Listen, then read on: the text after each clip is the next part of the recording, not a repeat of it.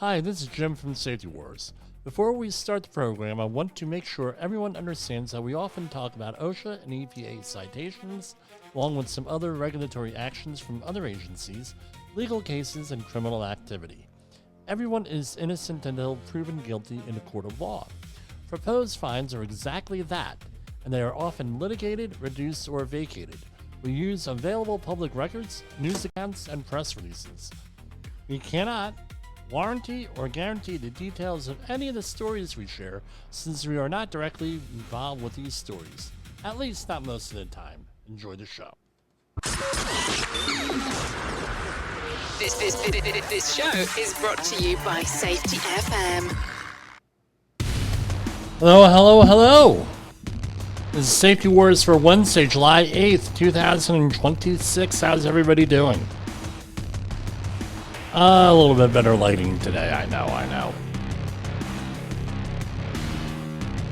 It is what it is. Unlike our friend of the program, Sheldon Primus, I'm always on the road. Sometimes we get good lighting, sometimes not so good lighting. So if you want to do business with us, give us a call, 845-269-5772, or email us, jim@safetywars.com. We do site work, we do training, we do all different kinds of stuff. Looking forward to seeing everybody on Monday, right, down at Jay Allen's event, down in Florida, Orlando. So I'm looking forward to reporting back to you on what the goings on are. Right? Here, let me get events. I shouldn't really set this up ahead of time, right? So here we have what's going on Monday is the reality shift. We get you there we go. Right? So please note, this is strictly a live in-person event in Orlando, Florida. Speakers will be physically presenting on the stage in the room with you. Not in front of you, with you. There is no virtual attendance or live stream available. An observational symposium. Right there we have Nick Weatherly, Todd Conklin, and Jay Allen. I've never met, to my knowledge at least, I've never met Nick Weatherly, so looking forward to meeting him. And no, this isn't going to be like a debate or anything like that. It's going to be hanging out. No, behavioral lens, looking at the mechanics of human action, VBS within those systems. Todd Conklin explores the principles of HOP, how he frames systemic reality. And then there's going to be a special visual disruption. A private screening of a high-concept documentary. Ooh, looking forward to that. So you can check that out on Safety FM right here. And, here we go. Safety FM, Hub, and then events. You can go and check that out. That's basically it. So OSHA has a lot of different programs out there for us to use. Why am I getting echoed today? All right. Sorry about that, the audio. A little bit of echo. So one of them, it's actually one of my more favorite events. We have Fall Protection Week. We have this week and that week. It's ASSP or NSC. Have that thing. So this is August 10th through 16th, Safe and Sound Week. Safe and Sound Week is a nationwide event held each August that recognizes the successes of workplace safety and health programs and offers information on ideas on how to keep America's workers safe. Right, so develop your program, take a challenge, read the record. I'm right here on the website, OSHA.gov, Safe and Sound Week. So let's see, develop your program. Prepare your workplace for a Safe and Sound week by getting into a Safe and Sound mindset year-round. Okay, develop your program. All right, serious job-related injuries or illnesses just don't hurt workers and their families, but can hurt businesses in a variety of ways. Implementing a safety and health program, however, can improve small, medium-sized business safety and health performance, save money, and improve competitiveness. We do this. We've been doing this for an awful long time. Give us a call. We'll help you out there. So what do? Prevent workplace injuries and illnesses. That's a big one. Improve compliance. That's even important too, but not as important as preventing injuries and illnesses. Reduce costs, including significant reductions in workers' compensation premiums. Engage workers. Enhance social responsibility goals, and increase productivity and enhance overall business operations. The core elements of a workplace safety and health program include management leadership, worker participation, find and fix hazards. So, here we go. Challenges. Participate in challenges for each of the three core elements. Right, and they have different challenges. Safety Wall of Fame. Recognition programs motivate companies, teams, and people to work safely. Take 3 in 30. Take 3 actions in 30 days. Right? Choose from our list or pick one of your own. Right? Share in your workplace. Right? So your commitment to safety. Lead with safety. Maybe it's time again we revisit our leadership program here. And it goes on and on and on. Check on safety, eyes on safety, halt hazards, safety shuffle. What's the safety shuffle? That sounds like a song. A job swap offers a fresh... I never heard it called a safety shuffle. A job swap offers a fresh perspective for identifying hazards a person who routinely does the job might miss. So it's basically getting another person to look at your work area. That's always handy. I know when I worked in the refining industry, they had all different programs like that, right? Essentially to have people, cold eye audit with that. What are you missing? And what are you, because sometimes we would find things be like, man, that looks awfully dangerous there. Maybe, is there a better way of doing that? And so, well, that's what we always do. But you know what? Let's take a look at it. Some other stuff. Here they have a toolkit here. Celebrate excellence, recognize safety and health achievements, workplace safety and health quiz, Safe and Sound campaign, trifold, and everything else. So if you're not empowered to do this on your own, talk to your management. Now, with that, this could be your way of shining. You come up with your own ideas, your own stuff. Hey, based on our audits, what are we seeing and everything else? Unlike the fall protection stuff, there's not a certificate at the end of the week for that, but you could probably go and, use that in your marketing program. So I know last year, one of the organizations that I work with had hey, this is how this project celebrated Safe and Sound Week, where we did X, Y, and Z, and we got rah, safety, that sort of thing going on that. And how handy is that? It's sort of like OSHA outreach training. Unless it's specifically required, what is the...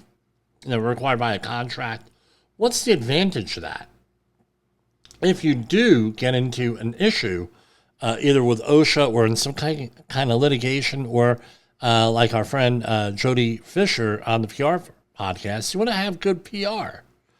Well, what do you mean good PR? Well, hey, prove to me that you're a safe company. Well, first of all, how do you define safe? All right, number one. Number two is, look, we participate in all these programs and everything else. We have sent people out for OSHA outreach training, which we supply here, by the way. We do 1,000,001 things here to promote safety here, and real safety, not the window dressing stuff where My problem, and I'm hoping that we go over this on Monday here with this. That's one of the reasons why I'm looking forward to attending the program down in Orlando. Is clear as to just how much this latest round, what it means for the ceasefire. It could, though, be the greatest test the president's gone through thus far. Marine Le Pen's declared she will run for the French presidency in 2027, despite a Paris appeals court upholding her conviction for embezzling European Union funds. The court handed the hard-right leader a 3-year jail term, 2 of them suspended, and ordered her to wear an electronic monitoring tag, but reduced her ban from public office to just 15 months. Peter Allen, a reporter in Paris, says Le Pen stunned observers with her announcement live on TV. She absolutely amazed everybody. She appeared on live television, and everybody thought she was going to hand her candidacy to a young man called Jordan Bardella of the National Rally Party. Why? Because a few hours earlier she had been definitively convicted of embezzlement by the Paris Appeal Court. In the UK, the governing Labour Party and opposition Conservatives and Liberal Democrats say they will not stand in a by-election being triggered by Nigel Farage.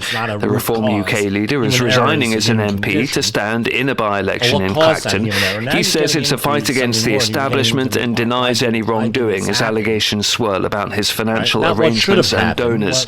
Foreign Secretary Yvette Cooper says Nigel Farage is having a political tantrum. This is a political stunt, isn't it? And it's like Nigel Farage has just decided, well, the normal rules in politics that say, do you know what, if you get millions of pounds in donations, you need to declare it because, frankly, everybody needs to know there's not something dodgy going on. They need to know whether or not, who it's come from, whether there's any conditions, what is going on, because that is just about the normal rules of politics and it's what the public have a right to know. The UK says it's leading a $50 billion project to build a new long-range missile to protect Europe. London's making the announcement at the NATO summit in Ankara, along with 11 allies. From bureaus worldwide, this is FSN. With FSN Spotlight, I'm Simon Marks, looking today in more detail at the defeat suffered by Prince Harry, Elton John and several other high-profile figures in their efforts to hold Britain's Daily Mail accountable for what they claimed was unlawful information gathering and invasion of privacy. On Tuesday, the country's High Court ruled against them, saying they needed to bring more convincing evidence in order to secure a legal win. Steve Kuncevich is a media lawyer, partner, and head of creative, digital and media at law firm Glaziers ETL. They were serious allegations that included phone hacking, but also lots of other what was referred to as unlawful means for gathering private information. And there were serious allegations. Unfortunately, in this particular case, they went back to worse serious evidence, which is why the judge didn't find for any of the allegations that Prince Harry brought. So it's a pretty comprehensive defeat at this stage. Prince Harry's referred to the case as a whitewash. He's entitled to his view. It's not one that I agree with because, again, there was the evidence was tested, witnesses were cross-examined, and this was not a case that failed on a procedural point. They really did have their opportunity to test their claims in court. The more serious the allegation, the more robust the evidence needs to be, and it just simply wasn't there here. Prince Harry and the other claimants are now facing estimated legal bills totaling £50 million after bringing the case. All of their claims were dismissed. Dozens of journalists and private investigators had been named in the case. I'm Simon Marks. To recap the top stories, Iran says it's launched missiles and drones at 85 American military sites across Bahrain and Kuwait in response to American strikes. Marine Le Pen's declared she will run for the French presidency next year. In the UK, the Labour Party, the Conservatives and Lib Dems say they won't stand in a by-election being triggered by Nigel Farage, and the UK says it's leading a $50 billion project to build a new long-range missile to protect Europe. That's the latest feature story news. Ollie Barrett reporting. This show is almost as enjoyable as hearing the discussion. Rated R Safety Show on Safety FM. You've seen the loop. You've felt the shift. The script doesn't fit anymore, and neither do you. Safety transmission. The collapse of the construct is the third and final signal in the trilogy from J. Allen, PhD. And this time, it's not about waking up. It's about what you do once you're awake. The system didn't break. It just stopped pretending to hold you.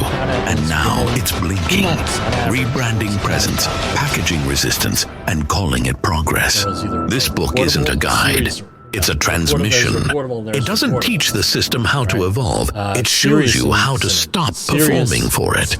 You'll see what happens when awareness becomes responsibility, when audits don't listen, and when leadership becomes a loop. But if you've made it this far, that's our opening. You're not here to be managed. You're here to carry signal, safety transmission, the collapse of the construct. Now available in print, Kindle, and audiobook. Narrated by J. Allen, PhD. Because if it couldn't hold your signal, it was never. Wednesday night, speaking at the NATO summit. We're going to start that over again. Iran's Revolutionary Guard has retaliated against American forces. From Feature Story News in Washington, I'm Kate Fisher. US President Donald Trump has declared the ceasefire with Iran over and threatened to hit the country very hard again on Wednesday night, speaking at the NATO summit in Ankara. Iran's Revolutionary Guard has retaliated against American forces, launching missiles and drones at US military facilities in Bahrain and Kuwait, while the US military struck more than 80 targets across southern Iran on Wednesday. A former senior member escalating air campaign will never be enough on its own to end the conflict. Here is Robert Wilkie. I'm a retired Air Force colonel. There's no war since there. The only thing it can do is set the table for victory. And that there are 80 million of the 90 million Iranians who want the mullah that the mullah population down.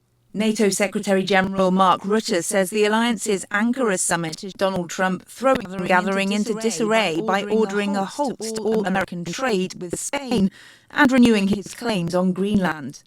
President Trump called Madrid a terrible partner for refusing to raise its defence spending to 5% of GDP. Stuart Smith reports from Ankara. There was trepidation amongst NATO leaders as Donald Trump started Wednesday's summit with criticism of NATO allies, notably Denmark suggesting that the US was still interested in annexing Greenland, and also for Spain, which is the only NATO ally of the 32 that has not promised to increase its proportion of GDP spent on defence to 5%. It's staying around 2%. So Donald Trump suggested that he would try to cut trade ties with Spain and that there would be political repercussions. Now, that's not possible. Spain's part of the single market of the European Union. Meanwhile, as NATO leaders pledged new military assistance for Ukraine, Kyiv launched its largest drone attack on Moscow in 2 years, with more than 430 drones targeting the Russian capital and surrounding regions. Dasha Chernyshova reports from Moscow. The MOD says more than 400 Ukrainian drones were intercepted over different parts of Russia over the course of this past night, most notably in the Rostov region. The air raid sirens were on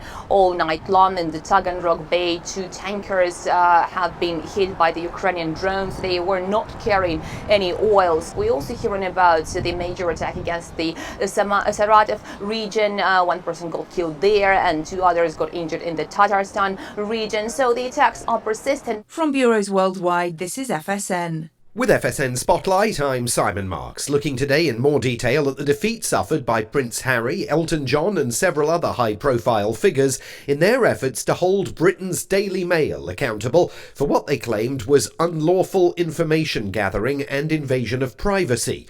On Tuesday, the country's High Court ruled against them, saying they needed to bring more convincing evidence in order to secure a legal win. Steve Kuncevich is a media lawyer, partner and head of creative digital and media at law firm Glaziers ETL. They were serious allegations that included phone hacking, but also lots of other what was referred to as unlawful means for gathering private information.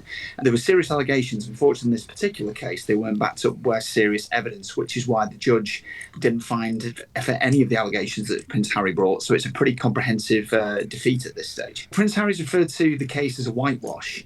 He's entitled to his view, and it's not one that I agree with because, again, there was the evidence was tested, witnesses were cross-examined, and this was not a case that failed on a procedural point. They really did have their opportunity to test their claims in court. The more serious the allegation, the more robust the evidence needs to be, and it just simply wasn't there here. Prince Harry and the other claimants are now facing estimated legal bills totalling £50 million after bringing the case. All of their claims were dismissed. Dozens of journalists and private investigators had been named in the case. With FSN Spotlight, I'm Simon Marks. Our main news again. US President Donald Trump has declared the ceasefire with Iran over and threatened to hit the country very hard again on Wednesday night.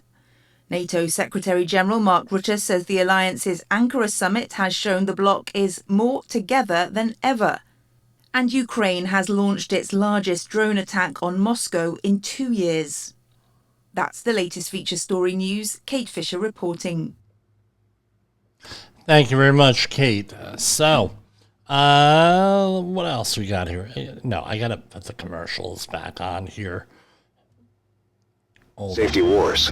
Tomorrow's Safety Today. Try that again. You are listening to Safety Wars. Tomorrow's Safety Today. Now, we have not talked about the Health and Human Services, any of the press releases or anything that are issued out there. Again, we go to the primary sources on a lot of this stuff. And I've been keeping an eye. When Keith Sonderling, I did a little bit of a deep dive when his testimony is going to be scheduled for the U.S. Senate confirmation hearings because he's the president nominated him for a bump up. Right now he's acting Secretary of Labor. They want to make him the actual Secretary of Labor. So we will be keeping an eye on those. Now, this is from HHS.gov, and I have to say this. Some of this stuff I agree with, some of it I don't. With other government press releases where we try to go to primary sources here. We're trying not to be filtered. We're trying not to manipulate you like everybody else. That's not what we're here for. It's manipulation. So let me go and share this with you. Secretary Kennedy, Administrator Oz, launched Make Hospital Food Healthier pledge. Yeah. I know people who would really appreciate this in the VA health system. Washington, and it's from today, the U.S. Department of Health and Human Services and the CDC, Centers for Medicare and Medicaid Services, CMS, they launched the Make Hospital Food Healthier pledge. Man, what else? Everything is make, right? Make America great. Make hospital food healthier, right? A nationwide initiative inviting hospitals to serve healthier, more nutritious meals. You think that would be common sense? The voluntary pledge encourages hospitals to use highly processed foods and prioritize nutrient-dense options that align with the dietary guidelines for Americans, reinforcing the critical role of nutrition in improving patient health, supporting recovery, and promoting long-term wellness. You would think this would be common sense, but I'm going to comment on it. I have to comment on this when I'm done here. Patients recovering from serious medical conditions deserve better than ultra-processed and deep-fried junk foods, said Robert F. Kennedy. President Trump has directed HHS to put real food at the center of American health and also, by the way, help out American farmers. Today, I said that, right? Today, we're challenging hospitals across the country to lead by example by serving nutritious, minimally processed meals to help patients heal, reduce chronic illness, and make America healthy again. When it comes, and this is from Mehmet Oz, when it comes to managing chronic illness, reducing comorbidities like obesity, and shortening recovery times, a healthy diet can make all the difference. I'm grateful to President Trump for his leadership in putting nutrition and prevention at the center of America's health agenda. Hospitals should nourish patients. Well, isn't that a novel concept? With the same commitment they bring to every other aspect of care. That's why we're challenging hospitals to limit ultra-processed foods, feature nutritious meals, etc., etc., etc. Commitment to right, there's 5 things. Limit ultra-processed foods and sugar-sweetened beverages. Use baked, broiled, roasted, stir-fried, or grilled cooking methods instead of deep frying. Limit processed meats and foods high in added sugars, sodium, and artificial additives. Emphasize whole grains over refined grains. Prioritize minimally processed proteins, including plant options. In March, CMS Administrator Dr. Oz reminded hospitals that Medicare requires them to meet each patient's individual nutritional needs. Boy, you know, this is what I'm going to tell you to do. This is right off of, right, and I'm going to copy this page. I'm going to share this on social media here. Pardon me. Because I tell you what, again, I said I'm going to comment. I have to comment on this. So, when my father was going through rehab, right, he had a lot of health problems towards the end of his life. We had him in rehab. We had him in hospital. He was diabetic. And what do you think they were giving him to eat as a diabetic? What do you think? Because I had it out with the dietitian there. It was lasagna, heaping portions of pasta, carbohydrate-dense food. They said, well, I'm a dietitian. I know what I'm doing. I said, your food choices are not in line with the American Diabetes Association diet here for diabetics. Yeah, but it's a carbohydrate consistent diet. I was like, okay, are you doing this so you could charge us an arm and a leg for insulin? Because that's what you're going to have to do. Well, what do you mean? I said, well, this is what we have here. He's incapable at this point. He's like incapacitated because of his illnesses for this. And you're giving him pasta, rice, oatmeal, all these high carbohydrates, and then you're saying, Mr. Posel, your blood sugar is so high, we must give you more insulin. And believe me, I'm not against insulin. Insulin is probably, it ranks up right up there with chlorinated water and the discovery of fire and everything else. All right, so don't get me wrong that I'm against insulin. But the thing is, right, they tell you with a diabetic diet, and I'm not a doctor, I'm just giving peer-to-peer advice and everything. I was like, you got to be out of your friggin' mind, people.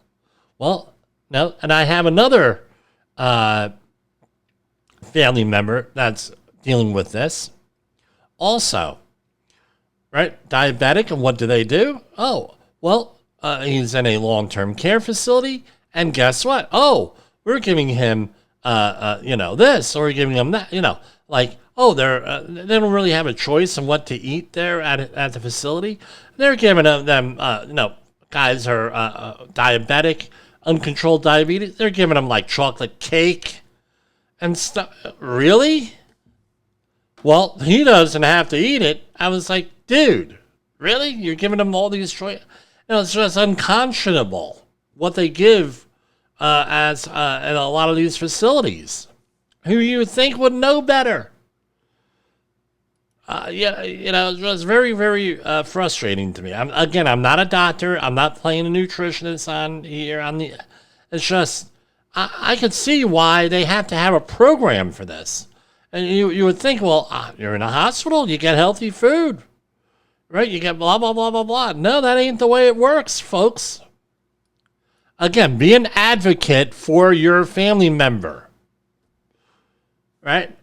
Be an advocate for that person. So I don't know what this is. Sam Hussa, that's an acronym, announces more than $280 million in funding opportunities to address addiction, overdose, and mental illness, promote recovery. The Substance Abuse and Mental Health Services Administration is from July 6, Monday. A division within the U.S. Department of Health and Human Services, they announced more than $281 million in funding opportunities for 15 grant programs. The Investments will advance President Trump's Great American Recovery Initiative by expanding access to a wide range of behavioral health services, including substance use disorder treatment, overdose prevention and response, mental health and suicide prevention, trauma-informed care, integrated care, recovery supports, first responder training, and privacy and education workforce. President Trump's Great American Recovery Initiative is putting recovery into action, said HHS Secretary Robert F. Kennedy Jr. We are investing more than $281 million through 15 grant programs. Again, here we go. I won't go through all of them here. But basically, everything I just said here, right? So you have National Child Traumatic Stress Initiative, Project Aware, medication-assisted treatment, and everything else. I mean, this is a good thing here. I mean, we do realize the issue in our society with mental health and everything else. A really important issue here. This is from July 1st. HHS and FDA commend DEA action against dangerous enhanced 7-OH products. The U.S. Department of Health and Human Services and the U.S. FDA today commended the Drug Enforcement Administration's issuances of 2 notices of intent to begin the temporary scheduling process for certain kratom-related substances. I know people who made a boatload of money on this stuff, multi-millions of dollars.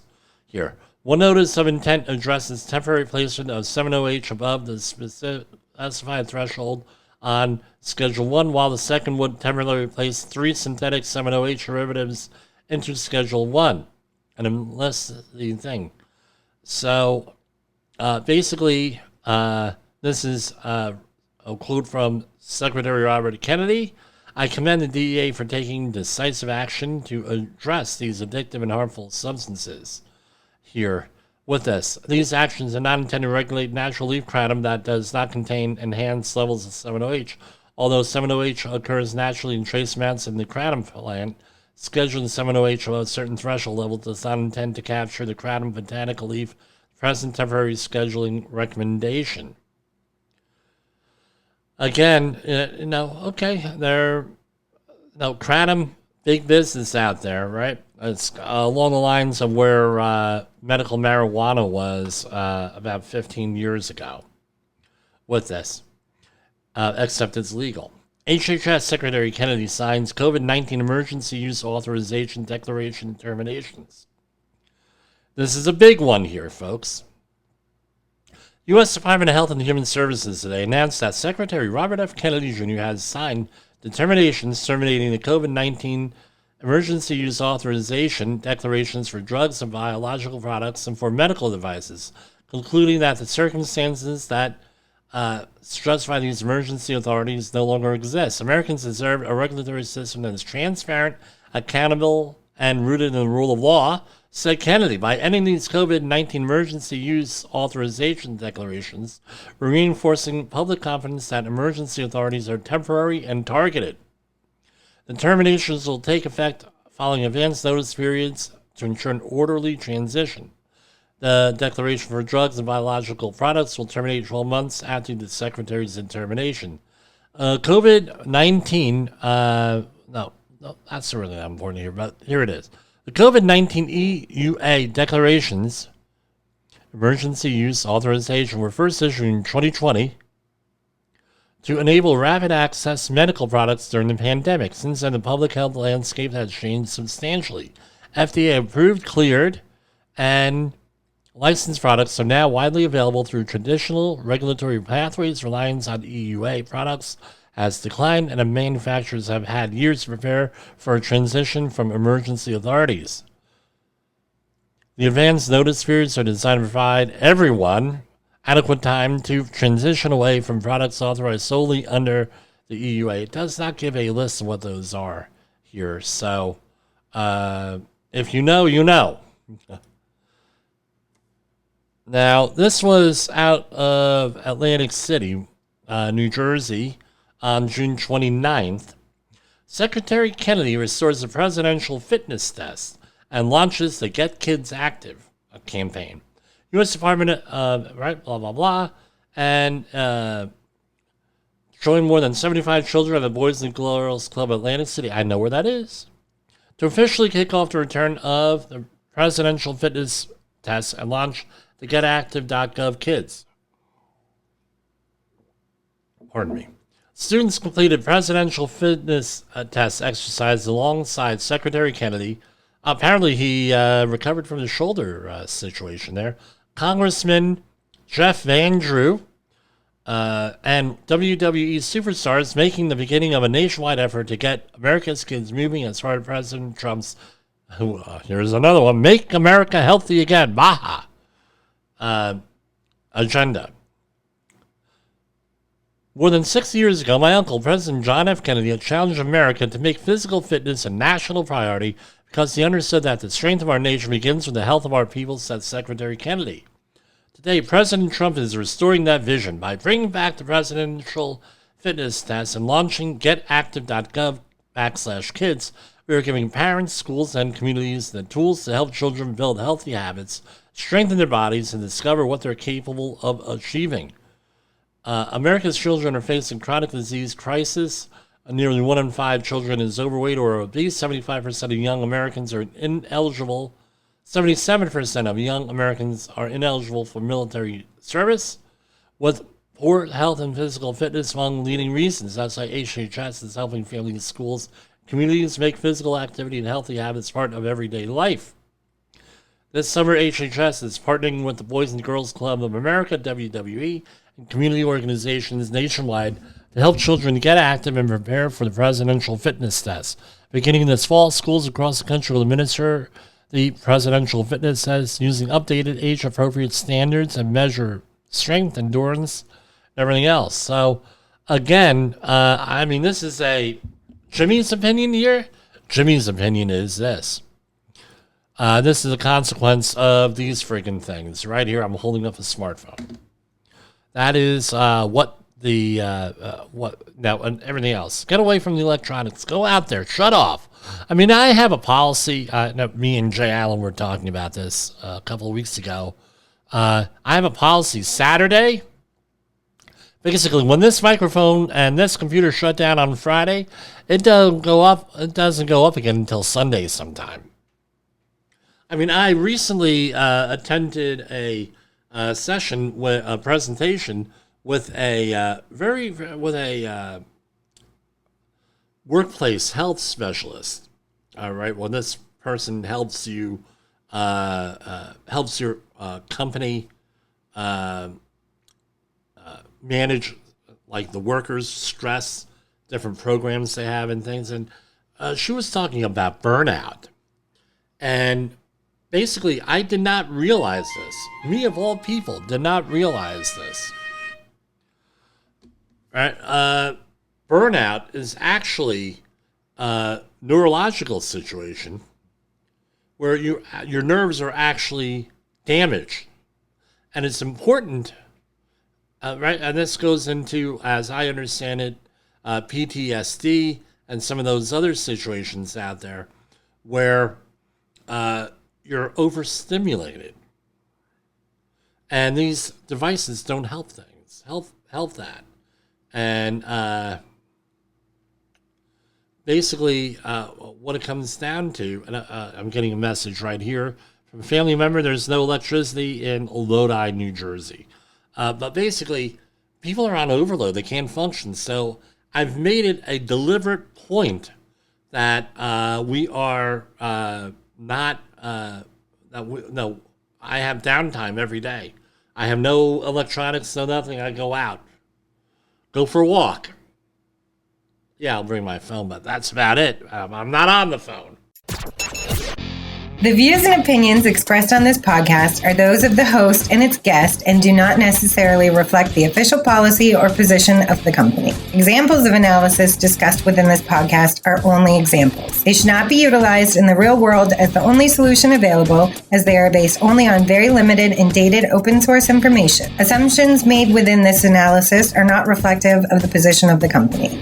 No part of this podcast may be reproduced, stored in a retrieval system, or transmitted in any form or by any means, mechanical, electronic, recording, or otherwise, without prior written permission of the creator of the podcast, Jay Allen.